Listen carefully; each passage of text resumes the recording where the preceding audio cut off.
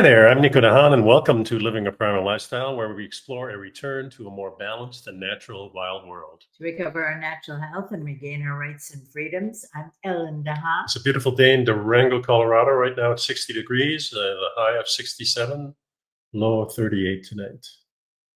Beautiful weather we've been having. Yeah. Please subscribe to our YouTube channel and our Odysee channel. Hit the like button. Let's see, I got that right here. Please subscribe. And you can find us on YouTube, Odysee. We post on LinkedIn and also on Facebook, so you can check us out there.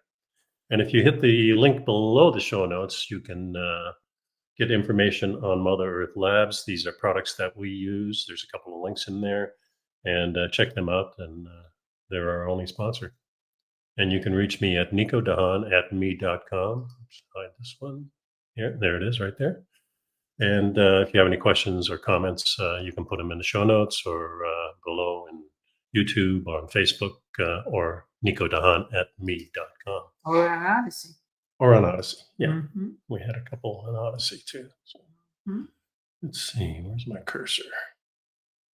Let's see.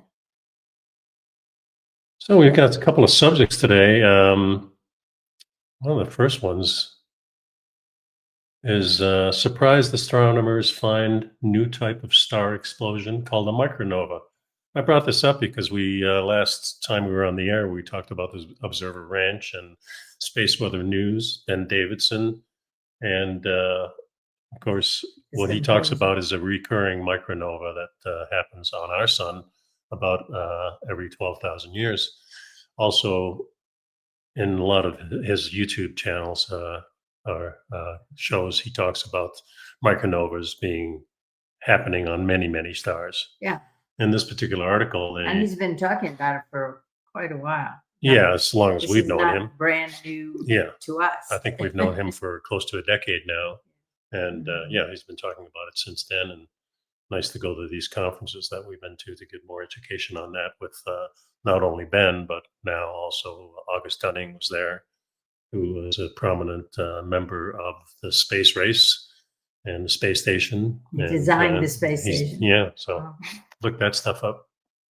Here it says astronomers had detected a previously unknown type of stellar explosion called a micronova involving thermonuclear blasts at the polar regions of a type of burned out star called a white dwarf after it siphoned material from a companion star. The researchers said last Wednesday, well, back in April, Yeah. A micronova is by far the least powerful type of star explosion now known.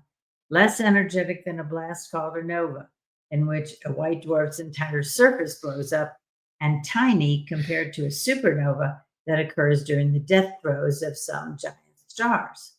Yeah, micronova are observed from Earth as blasts of light lasting about 10 hours. They were documented on 3 white dwarfs, one 1,680 light years from Earth, one 3,720 light years away, and one 4,900 light years away. And this I thought was interesting because I knew a light year was the speed of light. Right. The distance, well, it's the distance that the light travels. It's not the speed of that light, but it's the distance it travels in a year. Yeah, about 5.9 trillion miles. Yeah. Also says here that white dwarfs, among the densest objects in the universe, result from a collapse of a dying star's core. They have a mass of our sun, but are about the size of Earth in diameter. Most stars, including the sun, are designed to end their are destined to end their existence in this form. And some white dwarfs are part of what's called a binary system, which means that they're in an orbit with another star. So double. Yeah, and a lot of the theories are that Sirius is one of our companion stars. That was at one time closer. Yeah, that's one of the theories. I don't know if that's true or not. Is it a companion to the sun? Yeah. And they rotate kind of around each other type of thing. Anyway, micronova happened in a very specific binary systems with a white dwarf possessing a strong magnetic field and a low mass normal star. The white dwarf's gravitational pull can strip hydrogen gas from the companion star's surface.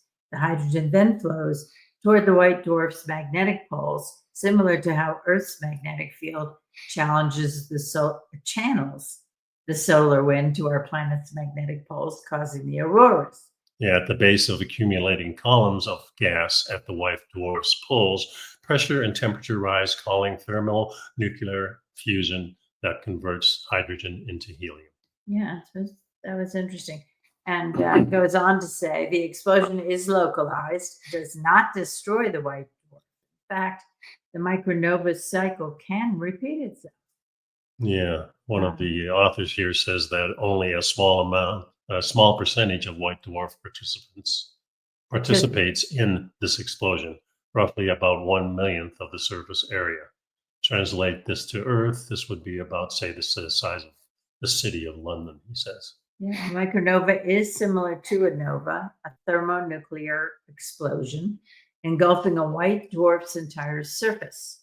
With novae, the white dwarf lacks a strong magnetic field, meaning that hydrogen stolen from the companion star is distributed globally rather than concentrating at the poles. Novae can last for weeks or months, burning through about 1,000,000 times more mass than a micronova. Yeah, And that's, obviously it does a lot of destruction to the companion. yeah, and would think it shoots out, so it'd be detrimental to the planets that are orbiting too. Yeah, well, and it's interesting because I've heard of novas, I've heard of novae, I've heard of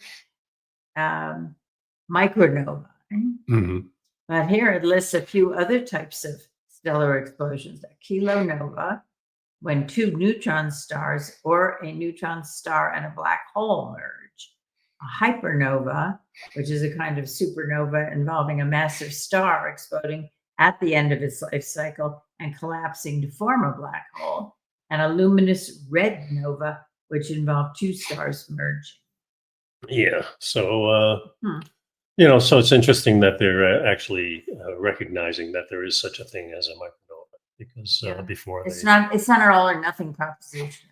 Yeah, Periodically there are explosions to shed the buildup of energy or the skin, as it were, of a star, and it yeah, and Ben Davison has talked about this happening on our sun, and what happens, the accumulation of this crust that falls around the sun. I've mentioned many times that before, in the 1960s and 1970s, maybe even through the 1980s, the sun looked more yellow. And now it's looking very, very white. And the theory is that there is a crust forming on it, and then it's going to throw it off, and that's what slough it off. Slough it off, yeah. So go to Ben's channel, which is spaceweathernews.com. Yep, and check that out. Next article is talking about micro and nanoplastics, an invisible ingredient in our food and beverages. Now we have talked about this periodically, and here it crops up again. Yeah, love it or hate it, almost everyone uses plastic in one way or another. This cheap, durable, synthetic polymer is the almost perfect material for making water bottles, containers, cutting boards, non-stick cooking on cookware, and hygiene products, and more. And apparently, however, durable and easily degradable are at odds with one another. Yeah, what happens is when we ingest the micro nanoparticles that slough off, here again, another sloughing off. Yeah, we're sloughing the plastic we heavily rely on. Does this really happen? And what happens when this goes on? Yeah, it's both the Food and Drug Administration in July 2024 and the World Health Organization in 2022 have declared that it's inconclusive evidence to claim that micro and nanoplastics adversely impact human health. So many of these products continue to be approved for use with food and beverages. Of course, time will tell. It says here PCBs, which were banned in 1979, and BPAs, which came under scrutiny after a 2003 and 4 National Health and Nutrition Examination Survey study found detectable levels in Europe from 90. In urine. In urine. Yeah, isn't that what I said? You said Europe. No, Europe. It is in Europe That too. Yeah. Detectable levels in urine from 93% of the people over age of 6. Oh, goodness. And how can you say it's inconclusive? Okay, in response to the study, the FDA reviewed 300 other BPA studies, and they continue to maintain the position that there's insufficient evidence to say that there's any danger to humans from ingesting this stuff. Yeah. And we want to know, says the article, the point at which exposure and dose cause harm. But fortunately, our society values ethical research practices aimed at minimizing harm and maximizing benefits. But we know from experience, from bitter experience, the past 5 years or so, that balancing the harm and now has become something called acceptable risk, and it's not always in our best interest. Yeah, at the molecular level, plastic polymers have different shapes, sizes, and surface charges. In health, is health impacted differently when we absorb a fiber-shaped polymer versus a sphere-shaped polymer? Is the impact different from those with for those with compromised gut health, which many people are, of course? Yeah. And it says here, time will tell. And so then they make some suggestions on how to lower your exposure and dosage with changes over which you do have basically some control. Yeah, and it's a lot of things that we have done. Yeah, and I mean, it includes replace plastic with stainless steel, wood, glass, bamboo, silicone, or natural cloth alternatives. Make meals from scratch. That seems like a no-brainer, no matter what the reason. Yeah, and looking for particularly for ingredients that are not prepackaged or packaged in plastic. Yeah, use stainless steel cookware and oil to prevent sticking. Pro tip: soak cookware in water with baking soda. We use a lot of cast iron and stainless steel. And stainless steel both. Yeah, and we don't use any. We don't use any of that stick-free stuff anymore. No Teflon or whatever that was. Yeah. And we try to use wood when we're scraping the pan. But most of the time, if you're seasoning the wrought iron, nothing really sticks. And yeah. And I have a spatula that is stainless steel covered with silicone. Mm-hmm. It's very nice. It also says use microplastic-free personal hygiene products. Avoid products with microbeads, glitter, or polyethylene in the ingredients list. Oh, God. Yeah. Now you have to read your ingredients. Yeah. So, in other words, if it says that it has polychlorinated biphenyls or bisphenol A or anything that has more than 2 syllables, you're looking at a plastic type or an artificial ingredient. It says avoid microwaving food in plastic. Well, we gave up microwaving many years ago also. Yeah, and support policy changes in organizations that reduce this microplastic pollution in our environment. Yeah, but I mean, we know from past readings that it's everywhere. It's in the air, it's in the water, it's in the ground, it's in the food you eat, it's in the air you breathe, and we're all carrying around a bunch of micro and nanoplastic. Yes, indeed. So let's go to the next article. Yeah, following up on our conversation in the last episode, and you have to scroll all the way down to find it to get to the top. But it says here, Dawn-to-dusk dry fasting leads to health benefits in this study of immune cells. Yeah, so go all the way down. Yeah. Researchers at Baylor College of Medicine have found more evidence that dry fasting, which is fasting no food and no liquid, no water, nothing, from dawn to dusk, can play an important role in overall health. And there was a new study that was published in Metabolism Open. Researchers found that fasting from dawn to dusk for 4 weeks was an atherosclerotic, anti-inflammatory, and anti-tumorigenic effect on the proteins in a type of immune cell called a peripheral blood mononuclear cell, PBMC. Yeah, so it means your arteries don't get clogged, it's anti-inflammatory, and you don't get tumors. So those are all good things. Yeah.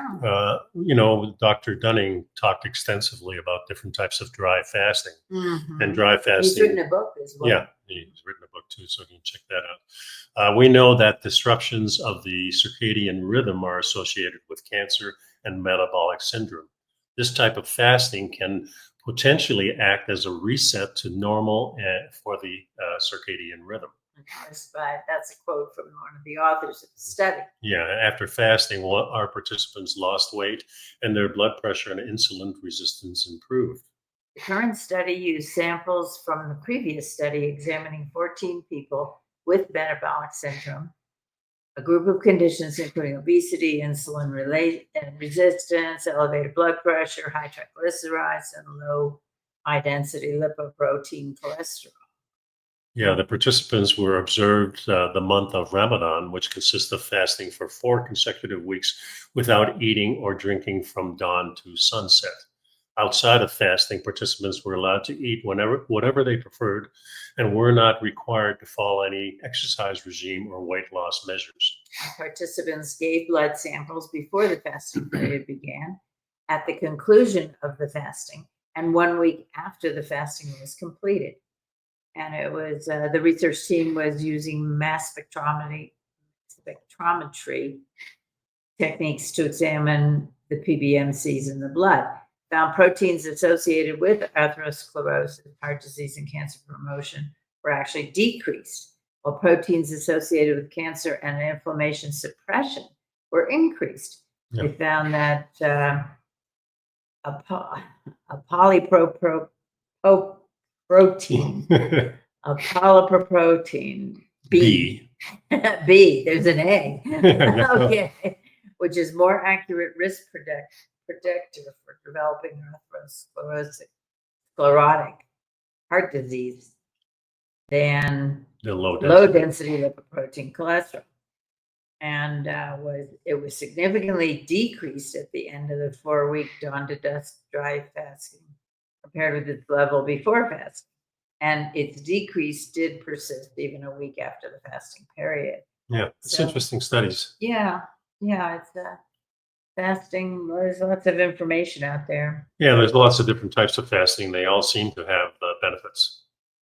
Right. Now we do what we call intermittent fasting, which means that we eat between 9 in the morning and 4 in the afternoon. We eat breakfast. We don't eat lunch. We do eat dinner. Mm-hmm. And then we don't eat again, basically.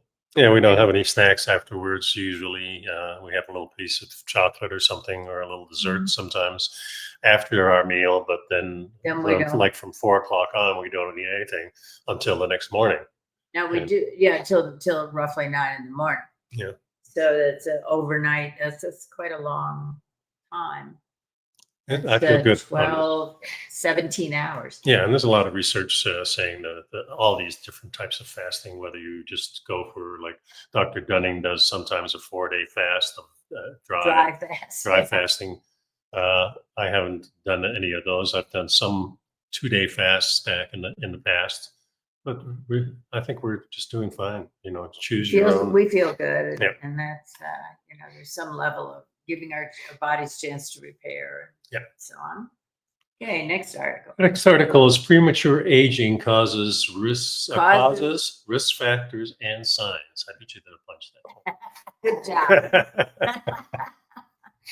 All right, premature aging may be due to various factors such as telomere shortening and a lack of cell division. Lifestyle habits such as eating a nutritious diet, being physically active, and getting enough sleep may help prevent it. Yeah, there are many signs of aging, including a loss of elasticity in the skin and other tissues, a decline in muscle strength, changes in hearing and vision, and slower mental processing. So we've talked about some of this before, and we've mentioned previously the difference between chronological age and biological age. And of course, chronological is how many years you've actually been alive, how much time. And biological age is a measure of how well a person's organs and tissues are working. And it can be a better indicator of a person's health than their chronological age. Yeah, so if somebody's biological age exceeds the chronological age, they are in trouble.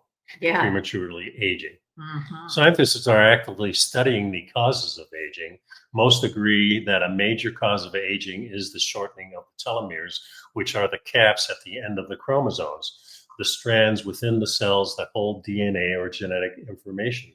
Scientists often liken telomeres to agelets. Aglets. Aglets? Is that what it is? Yeah. Mhm.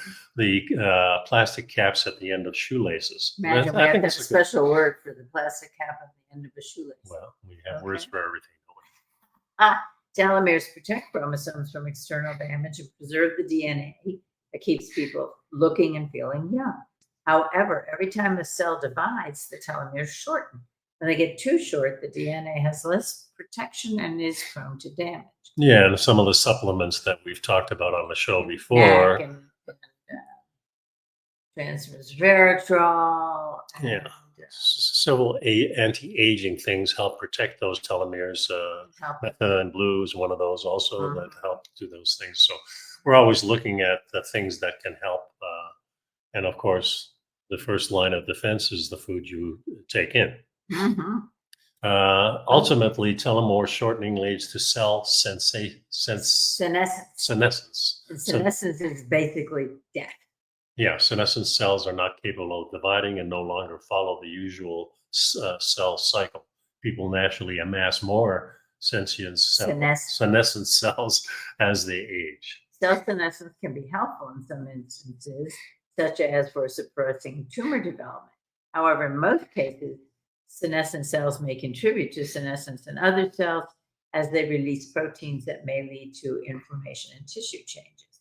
Yeah, because unhealthy lifestyle habits can contribute to telomere shortening, there are steps people can take to prevent the DNA damage.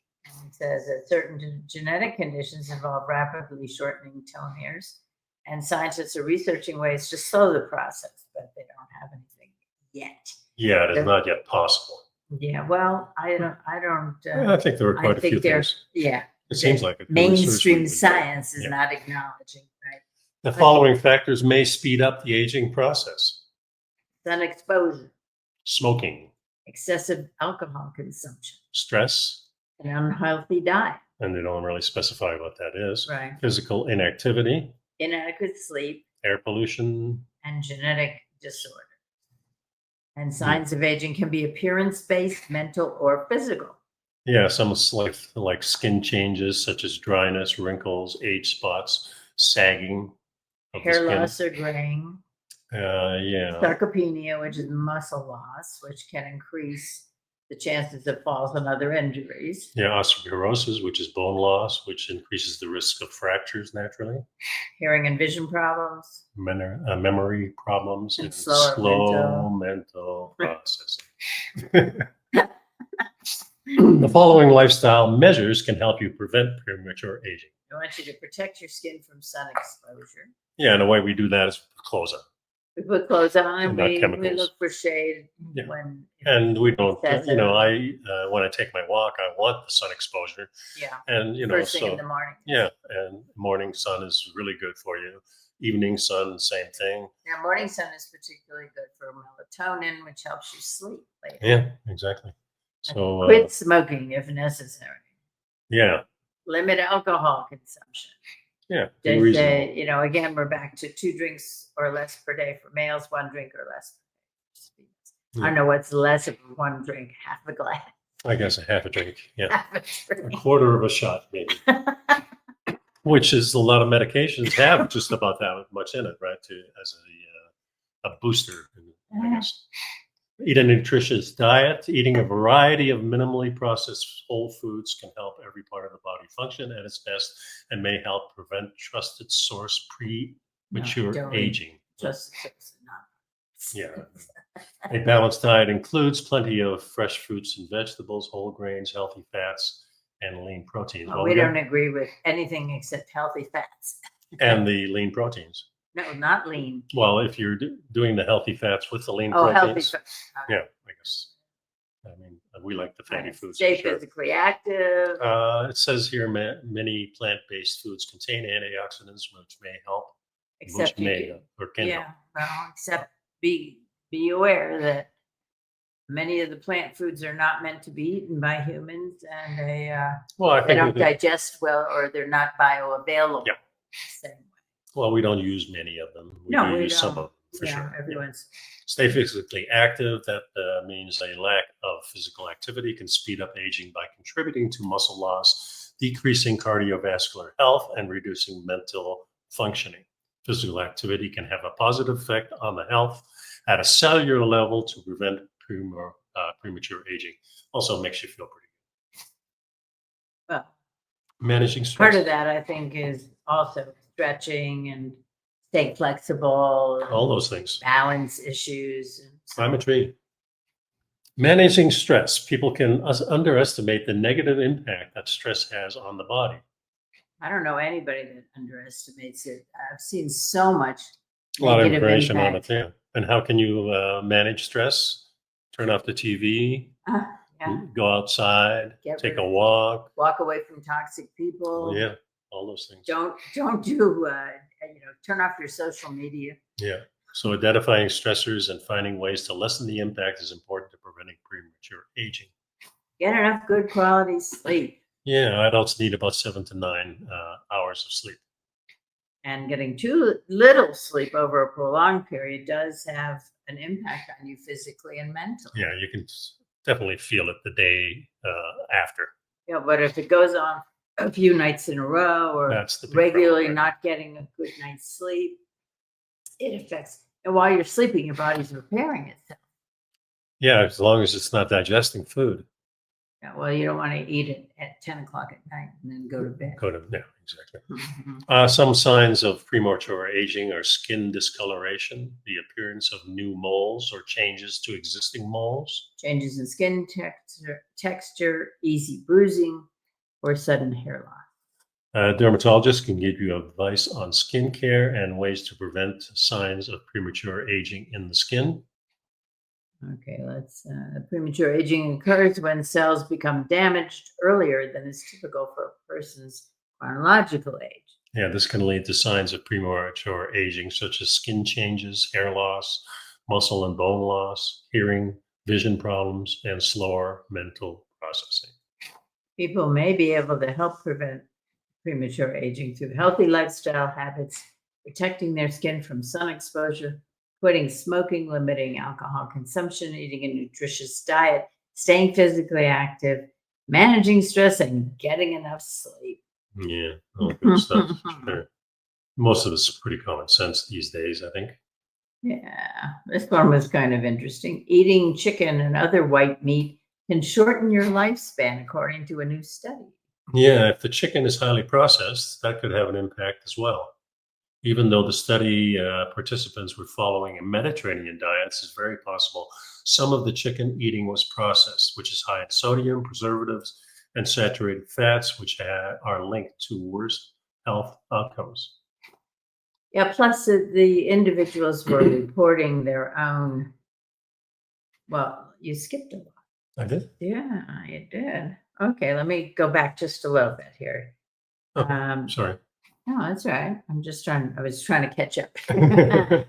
For years, conventional wisdom, swap out red meat for white meat like chicken and poultry, and so on. But a new study has linked eating chicken and other poultry with significantly increased risk of dying from gastrointestinal cancer and other causes.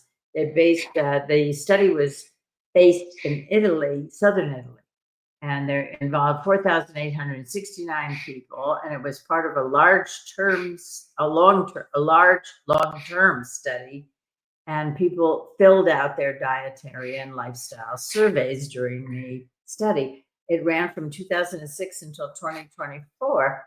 They did share information about their meat consumption, divided into red and white meats. And the researchers were tracking the cause of death of participants who passed away. Yeah, the study found that those who ate more than 300 grams, a little more than 10 ounces of poultry per week, had a 27% higher risk of dying than those who ate less than 100 grams, which is about 3.5 ounces of poultry or chicken per week. The risk increased even more for those who ate more.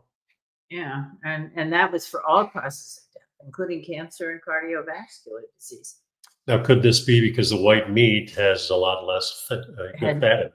Right, And so exactly. we kind of stick to, Well, and I think part of it also is that there's often a lot of antibiotics and hormones injected into poultry, yeah, that makes a lot of sense. so that may be part of it as Yeah, when well. we eat chicken, we generally try to get the, Free range.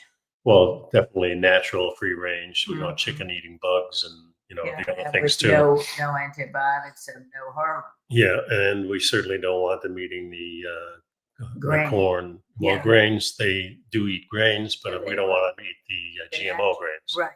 So, yeah, free range chickens, but also we kind of stick to the leg, hindquarters area, which have a lot of fat in it. The dark meat. The dark meat. Yeah, so that's Mhm. what we're sticking to. Yeah. Now, in this particular report, there, it's good to think about things that affect Yes. um, any kind of study. So in this case, they were self-reporting, and this is self-reporting is notoriously can be inaccurate because people somehow don't remember exactly what they ate, or they underestimate or overestimate what and So the study says founds an association and not a direct cause between higher poultry intake and increased mortality, especially from you know cancers, stomach cancers, and things like that. yeah, And but that doesn't mean that you know poultry causes cancer. no, no, not at all. But it says, and also, this study did not take into consideration.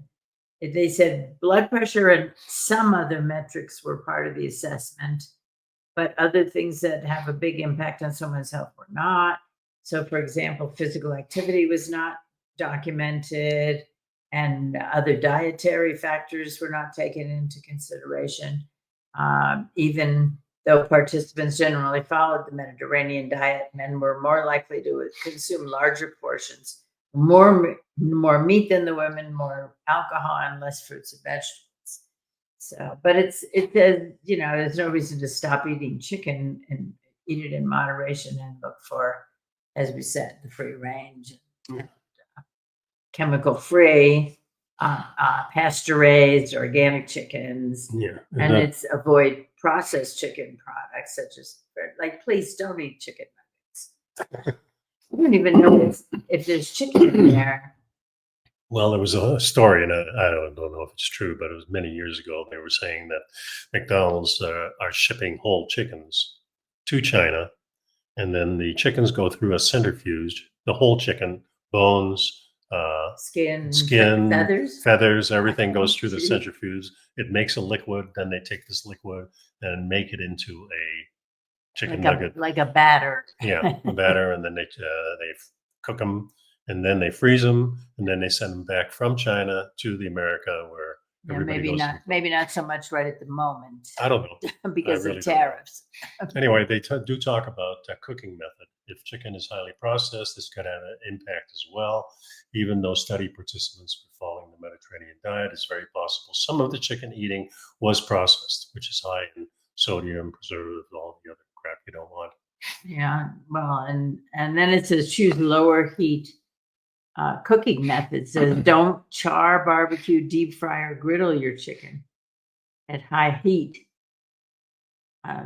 Consider baking or braising instead.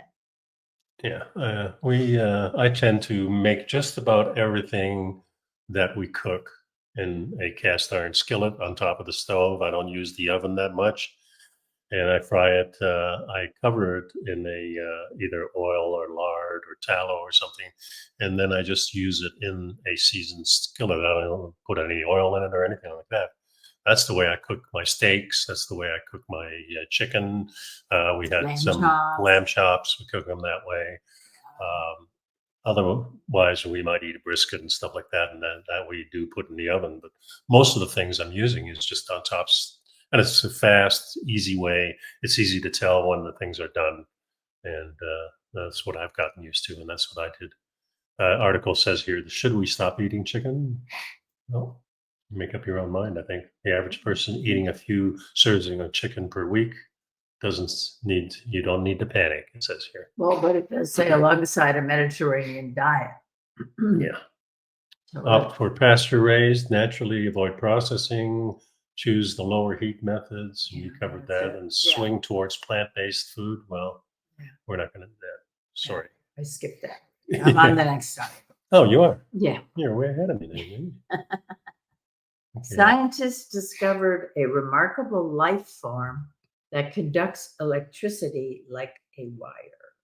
Kind of like human beings. Yeah, we're all electric, right? Yeah, I guess we are. So Mhm. today, human society is powered by artificial electricity generated by turbines, nuclear reactors, and photovoltaics. Voltaic. Yeah, which I don't know. Okay. But the first investigations into the wonders of electricity were biological in origin. What would this be? Thales of Miletus? Yeah, he was a Greek scientist Yeah, considered the first scientist in the Western world. on the Western. Yeah, pondered on the cause of static electricity and the electric prowess of eels. Inspired Alessandro Volta, where we get the voltaic from, volt, Right. to invent the first battery. You are alive. You and I are alive today because of the bioelectric field that permeates our cells. Permeates our cells. Yeah, although we've evolved from Volta's first fish-inspired battery, the world of bioelectricity still has a lot to offer us. So there was a new study published in the Applied and Environmental Microbiology Journal, which details the discovery of a new cable bacteria built from rod-shaped cells attached end to end they found it on the Central Oregon coast. Yes, picture of it right there. Yeah, and because of the rod-shaped bodies, these cells create filaments that can stretch up to several centimeters in length. It stands out from all other described cable bacteria species in terms of its metabolic potential, and it has distinctive structural features, including pronounced surface ridges up to 3 times wider than seen in other species that house highly conductive fibers made of unique nickel-based molecules. In other words, it's bioelectric bacteria on steroids. This could make the bacteria particularly effective in a variety of fields, including medicine, industry, and environmental monitoring. However, its most exciting capability is its use as a tool for pollutant remediation. Now, these bacteria can transfer electrons to clean up pollutants so they can be used to remove harmful substances from sediments. Not plastic, however. Well, also, their design is highly conductive. Conductive nickel protein can possibly inspire new bioelectrics. Electronics. Remediation can be one of the most time-consuming and costly aspects of infrastructure projects, particularly if a former brownfield site hopes to be reclaimed. Brownfield being a sewer or a septic processing. Having bacteria that can actively clean up the soil, thanks to its electric biology, could be a huge boon for environmental efforts. Yeah. Interesting. Yeah, those are pretty much the articles we had this week. You want to mention anything about the Earth Law Center that you participated in? Last week I was facilitating and mentoring the Earth Law Center here in Durango. We had our second annual fellowship week, and there were 5 ladies participating, starting with 2 who were attorneys for a few years and all the way up to retired attorneys and very experienced attorneys in between. We worked on quite a number of projects for the Earth Law Center, and it was an extremely productive week. Yeah, and one night we had them over here for we had a welcome reception here at the house. Yeah. They were just amazing gals. Yeah, they really, really impressive. Yeah, it's impressive that everybody comes here to Durango. Many people have never been here. They came from all over the country. Yeah, and they love Durango, naturally. There's a lot of stuff to do here, especially they're housed downtown, and that's where the offices are, so they get to roam around in a nice western town that isn't too jammed. Cowboy Town. Cowboy Town. We love it here too. Yeah. Yeah. It was a wonderful experience for me as well. And it was the first day we did introductions and kind of getting to know each other a little bit in the morning. And then the ladies came up with a series of projects they wanted to work on during the week. Everybody signed up for a particular project.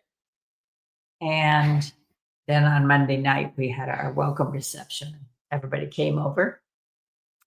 And that went very well. Everybody enjoyed meeting each other and chatting. And it was a very collegial group.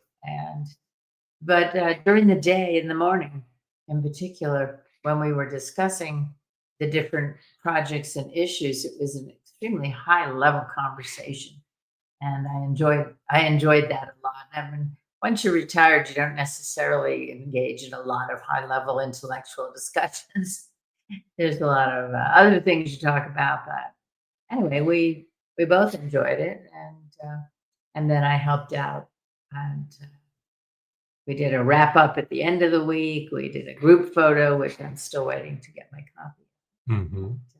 Yeah, it was a really, really inspiring experience. I'm very happy that I was able to contribute to it. Yeah, and there was a competition last weekend in Denver at the Denver Open, the Jiu-jitsu competition. jiu-jitsu competition, and two of my blue belts took part in that, and they both won gold. One was Chandler, and the other one was Colin. Very proud of those people.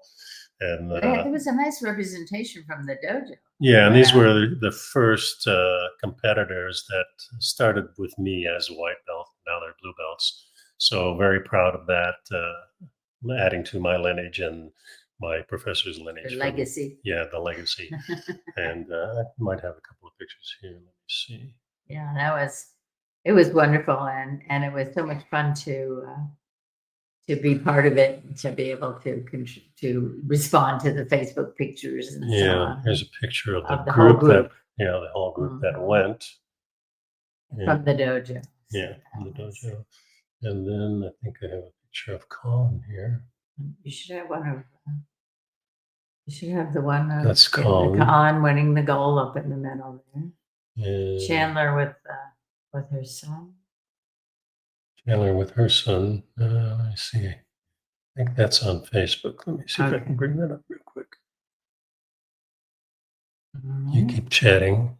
All right. Well, anyway, it was wonderful to see the confidence and the skills with which the competitors went into to the Denver Open, and it really, I mean, especially when you're a blue belt, so it's a white belt, then a blue belt, then a purple belt, then a brown belt, then a black belt, and so blue belt is a step up from rank amateur beginner, but it's still challenging to think of using your skills and going to a national competition.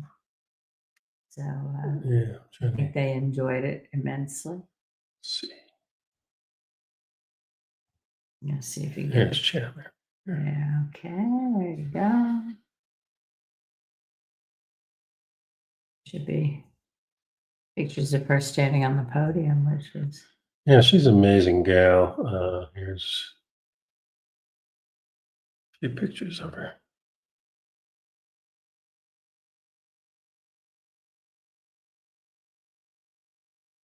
Going into the competition, chilling out. There she is with her son on the podium. Yeah. With her gold medal. Couple more pictures. Yeah. So she got 3 or 2. She got Got 2 gold, and in the Open she got silver. Yeah. Mm-hmm. So it's pretty nice. Yeah. To see that. But it's nice for you as a professor. Very proud. Yeah, for sure. Yeah. And I know what it's like to compete. I competed for about 6 years, and it takes quite a bit. First, you have to have the courage just to go up there and meet somebody just like you, and then show your skills. And at the level that they're at in blue, when you're fighting in your own group, your own weight class, and your own blue belt rank, that means you're meeting somebody that's come up just like you has, probably has spent just as much time as you have. So it's a nice measure when that happens. So congratulations to all of them. That's pretty much the show, I think, for today. Yeah. So thanks for sticking around, folks. We appreciate it. We'll be back next time, and be well. Be well and be safe. Bye-bye now.